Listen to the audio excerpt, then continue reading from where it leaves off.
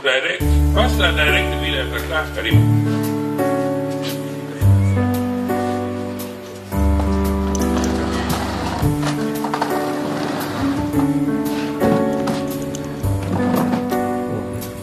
Mwenyezi Mungu Baba wetu rehema wetu mbinguni, tunakulia sisi kanisa lako kupitia kwa kipindi cha msalabani.